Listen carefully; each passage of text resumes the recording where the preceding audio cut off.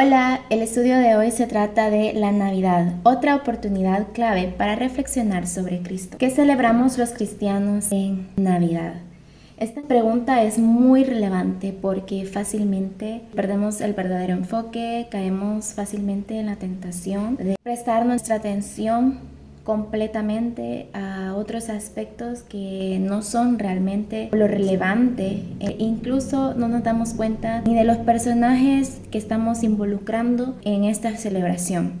Por ejemplo, en este caso Santa, como que si él fuera el centro de atención, le damos protagonismo y relevancia a este personaje cuando en realidad nosotros a quien siempre y en toda época debemos darle protagonismo y relevancia es a Cristo.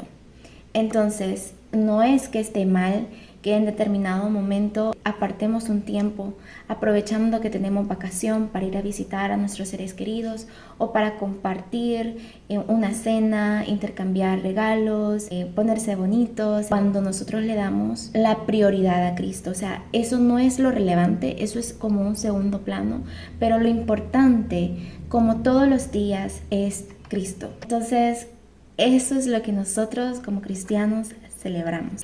Pero la pregunta es, ¿nació Jesús en Navidad realmente? Jesús no nació el 25 de diciembre. Sin embargo, así como nosotros a veces celebramos nuestro cumpleaños o eventos de cualquier tipo y no necesariamente son en esa fecha, pues de la misma manera podemos aprovechar esta época para celebrar de una manera más intencional el nacimiento de Cristo, porque todas las personas andan como en esa sintonía, entonces fácilmente podemos como entablar una conversación o aprovechar la oportunidad para presentar a Cristo, y de esa manera igual nosotros lo estamos recordando y lo estamos celebrando, porque de todas maneras Él a lo que nos ha mandado es a predicar su palabra en todo el mundo. Entonces básicamente lo estamos haciendo también en esta época de Navidad. Entonces en Navidad nosotros celebramos ese evento maravilloso de la encarnación de Cristo. Más que al niñito Jesús, que muchos dicen en Navidad celebramos al niño Jesús, celebramos el evento que Jesús tomó forma de hombre, se encarnó, siendo asimismo Dios y siendo también hombre, y vino a esta tierra y nació y creció para cumplir su propósito, para darnos a nosotros salvación y vida eterna. Él vino por todo el mundo. A los que le recibieren, a los que creen en su nombre, les ha dado potestad de ser hechos hijos de Dios. Entonces no nos limitamos única y exclusivamente al nacimiento. El nacimiento es el punto de partida, pero celebramos completo a Jesús. Jesús 100% Dios, Jesús 100% hombre. Un punto importante es reconocer que Cristo es preexistente. ¿Qué quiere decir esto? Él no existe desde que nació en esta tierra. Él existe desde antes. Y además de esto, no fue creado, porque Dios no puede ser creado. Entonces, Él simplemente, siendo Dios, se encarnó y en su parte humana nació, sin despojarse de su parte divina, al ser 100% hombre y ser 100% Dios. En Colosenses 1:15-17 dice: el Cristo es la imagen del Dios invisible, el primogénito de toda creación, porque en Él fueron creadas todas las cosas, las que hay en los cielos y las que hay en la tierra, visibles e invisibles, sean tronos, sean dominios, sean principados, sean potestades.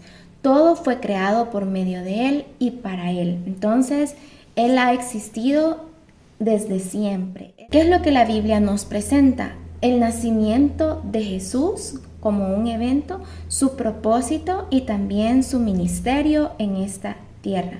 En fin, el plan completo de salvación, desde el Génesis hasta el Apocalipsis.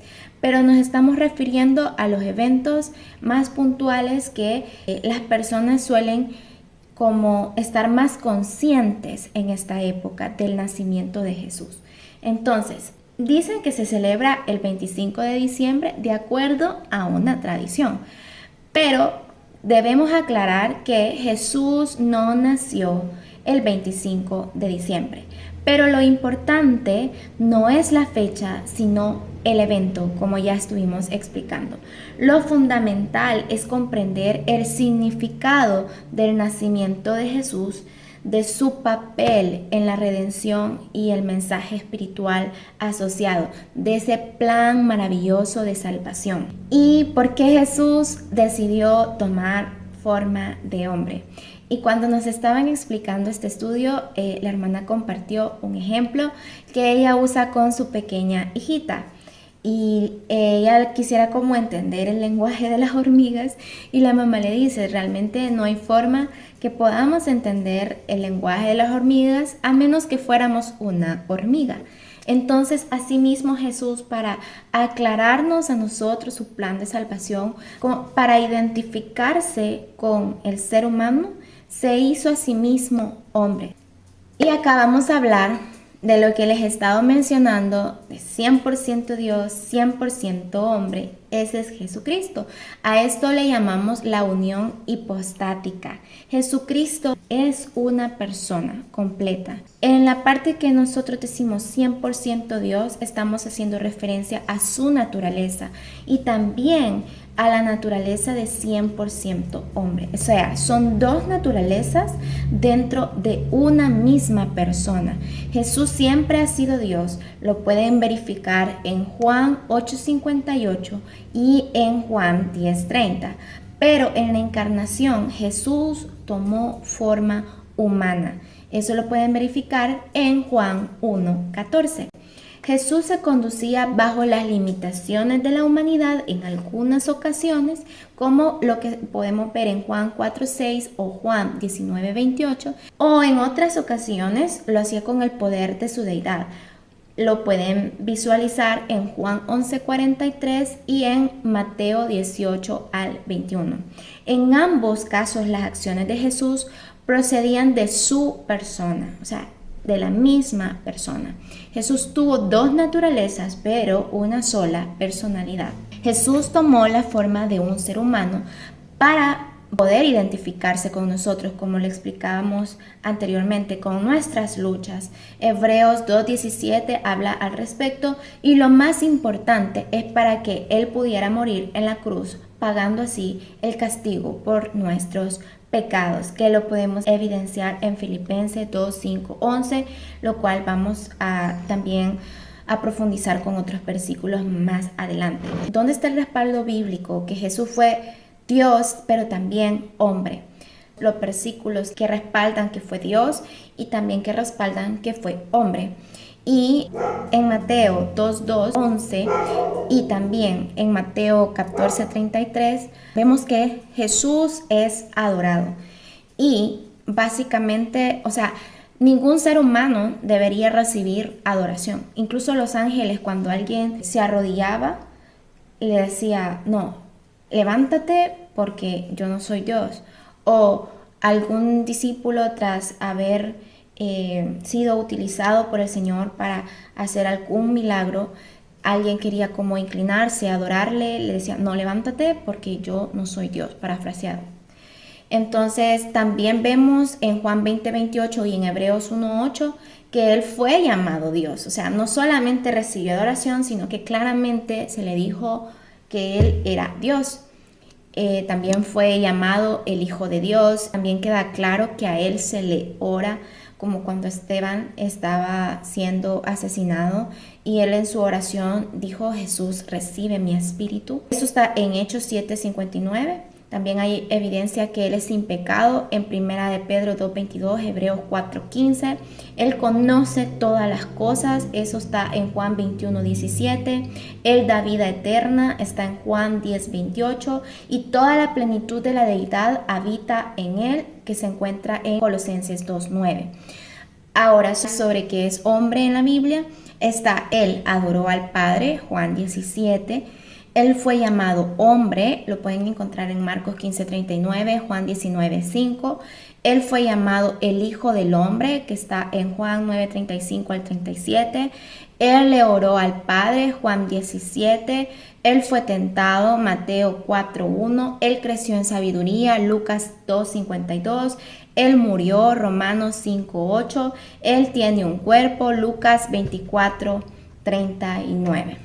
Entonces podemos buscar todos esos versículos, como dice la palabra, escudriñen las escrituras porque en ella encontráis la vida eterna y dan testimonio de mí. Entonces, ¿qué celebramos? Que Dios se encarnó. Eso es lo que celebramos. Lucas 2:8. Aquí podemos ver también alabanza y celebración y gozo tras el nacimiento de Jesús. Habían pastores en la misma región que velaban y guardaban las vigilias de la noche sobre su rebaño, y aquí se les presentó un ángel del Señor, y la gloria del Señor los rodeó de resplandor, y tuvieron gran temor.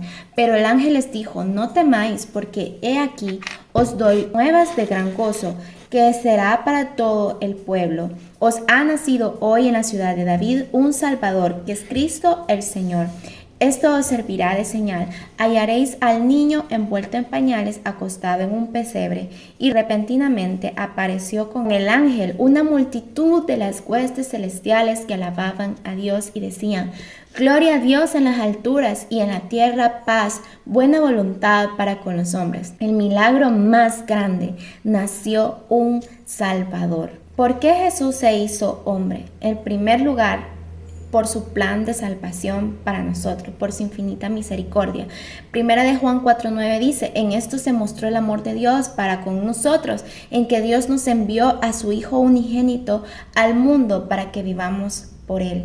Y luego también para destruir el imperio de la muerte, que está en Hebreos 2:14 y 15. Así que por cuanto los hijos participaron de carne y sangre, él también participó de lo mismo, para destruir por medio de la muerte al que tenía el imperio de la muerte, esto es, al diablo, y librar a todos los que por el temor de la muerte estaban durante toda la vida sujetos a servidumbre. Juan 3:8 nos informa que para esto apareció el Hijo de Dios, para deshacer las obras del diablo. Jesús venció en la cruz al diablo como hombre, porque Dios no tiene rivales. Aquí es justamente esos momentos donde decimos participó como 100% Dios o como 100% hombre. Ok, cuando murió en la cruz lo hizo como hombre.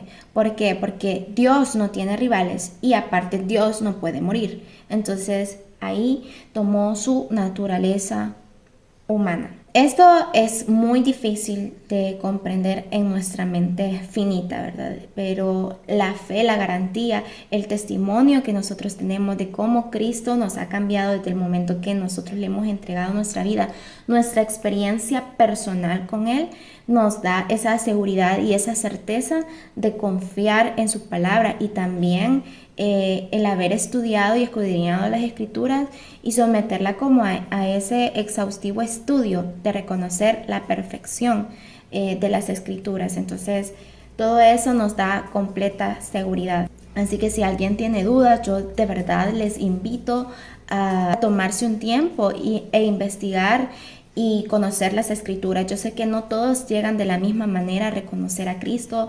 Tengo amistades que primero han tenido que pasar por el proceso de la investigación sin creer absolutamente nada, sin tener absolutamente nada de fe en Dios, y llega un momento donde tienen una experiencia personal con Dios y el hecho de haber investigado les brinda esa como seguridad. Sin embargo, la palabra dice que bienaventurados los que creen aún sin ver, ¿verdad? Pero el Señor comprende que todos somos diferentes y que tenemos diferentes maneras de llegar a reconocerle como nuestro Señor y Salvador personal. Así que si estás escuchando hasta aquí y realmente todavía no vives esta fe, solamente investiga, sé diligente y en su momento, pues estoy segura que el Señor puede darte esa oportunidad. Te recomendaría también, por ejemplo, leer el libro de Lee Strobel, del caso de Cristo.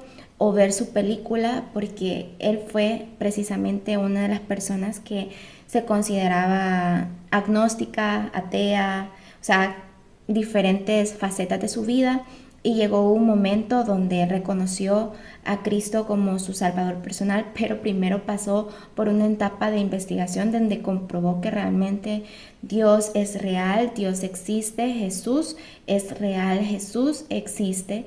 Entonces, aún así, él no quiso recibirle.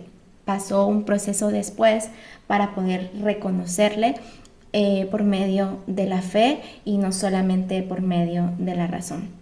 Entonces al final él reconoció que nuestra fe es una fe también razonable, ¿verdad?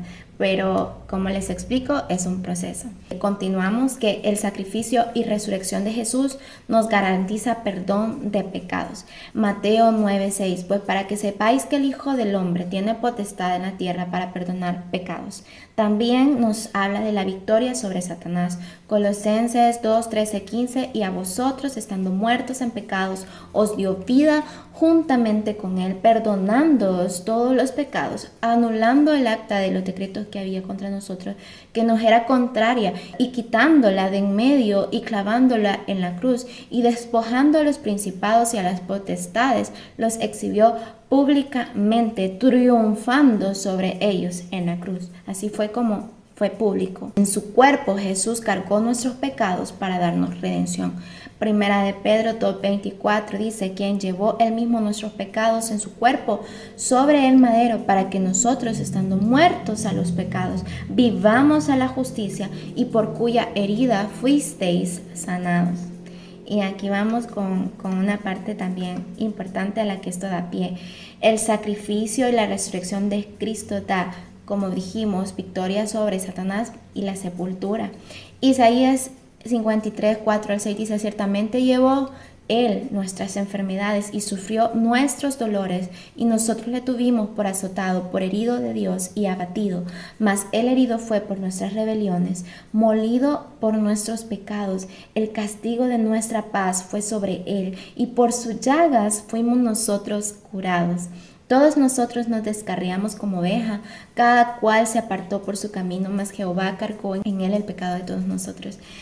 Este versículo básicamente nos da a entender, todos estamos expuestos a enfermarnos, así que no es de sorprendernos que este cuerpo corruptible sufra enfermedades, algunas menos complicadas, otras más fuertes y difíciles de procesar.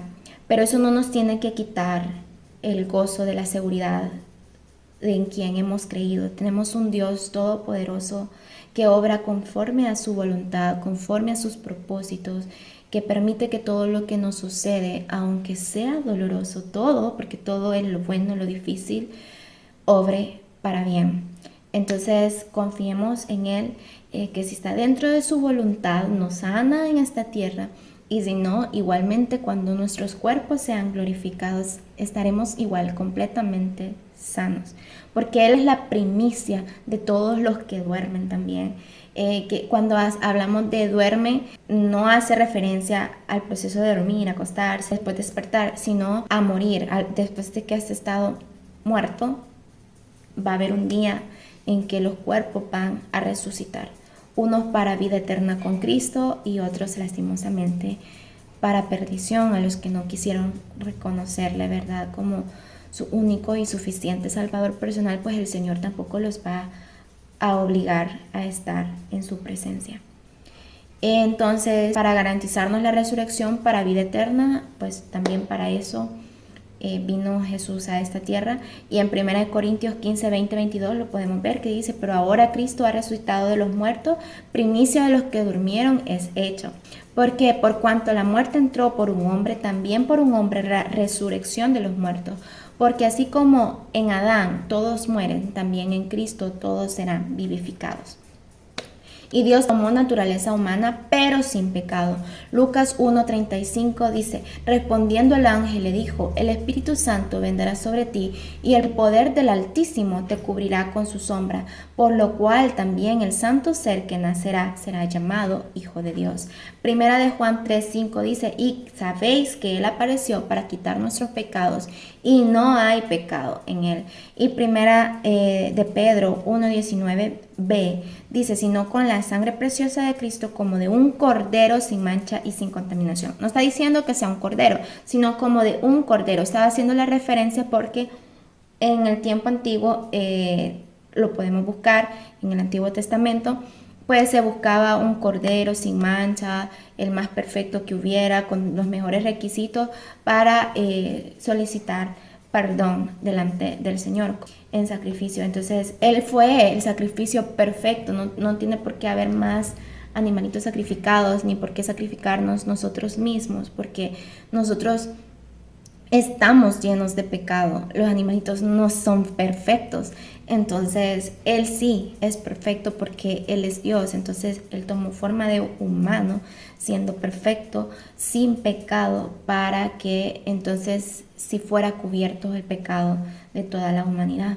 Hebreos 4:15 dice, porque no tenemos un sumo sacerdote que no pueda compadecerse de nuestras debilidades, o sea, Él ha experimentado, sino uno que fue tentado en todo según nuestra semejanza, pero sin pecado. O sea, aquí un punto muy importante es que la tentación no es pecado, pero caer en la tentación sí. Entonces Jesús sí experimentó todo tipo de tentación en carne, o sea, como nosotros, pero Él no cayó en ningún pecado. Jesús es Dios mismo y Dios no puede pecar. Y finalmente Juan 10:30, yo y el Padre uno somos. O sea, aquí queda súper clarito que sigue siendo Dios. ¿Tuvo Jesús herencia de María y José? Pues de José definitivamente muchísimo más claro que no, porque en Mateo 1:18 dice, el nacimiento de Jesucristo fue así, estando desposada María su madre con José, antes que se juntasen, o sea, a eso se refiere, antes que se juntasen, antes que tuviesen relaciones sexuales, se halló que había concebido, pero del Espíritu Santo, o sea, que en su vientre estaba ya Jesús por obra del Espíritu Santo, pero tampoco María transmitió herencia a Jesús, porque María también era humana, muy bella, muy obediente, muy rendida a Dios. De hecho, fue escogida precisamente por todas esas características, pero seguía siendo humana. Entonces, Lucas 1:35 dice, respondiendo el ángel le dijo, el Espíritu Santo vendrá sobre ti y el poder del Altísimo te cubrirá con su sombra, por lo cual también el santo ser que nacerá será llamado Hijo de Dios. O sea, fue el Espíritu Santo quien formó el cuerpo de Jesús en el vientre de María. No tomó herencia de María porque fue obra del Espíritu Santo. En Hebreos 10:5b, él hace referencia al Espíritu Santo diciéndole, mas me preparaste cuerpo. O sea, le da a él todos los derechos de autor, como decimos. Él hace referencia al Espíritu Santo, mas me preparaste cuerpo, a él completamente. Sin herencia del pecado original. Lucas 1:35b, el santo ser que nacerá, le dice, es santo. O sea, por eso es que él básicamente no ha tenido herencia de ningún humano.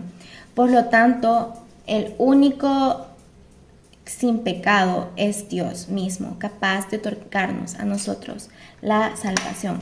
Entonces, en conclusión, o sea, no esperemos menos ni demos menos. En Navidad y en cualquier época, no esperes menos de tu iglesia, de tus hermanos en Cristo, de las prédicas que tú escuchas que son cristianas.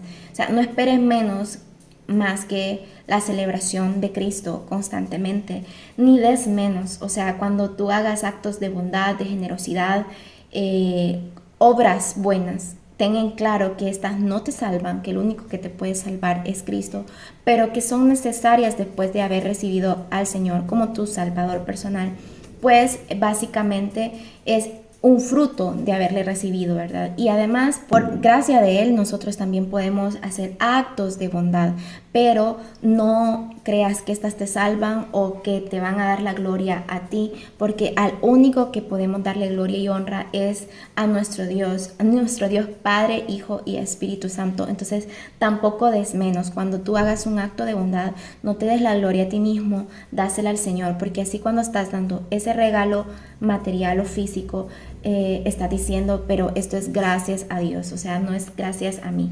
Y Jesús se encarnó para darnos el regalo más grande, que es su salvación. Y la Navidad es también una buena época para conmemorar la encarnación y resurrección de Cristo. Es también, que quede claro, es también, o sea, todos los días deberían de serlo. Y un tiempo para reflexionar y ser agradecidos. Celebramos el suceso, no la fecha. Vidas transformadas y esperanza, una buena oportunidad para compartir el Evangelio. Así que la pregunta es, ¿estás dispuesto a compartir el mejor regalo de Navidad, que es Jesucristo?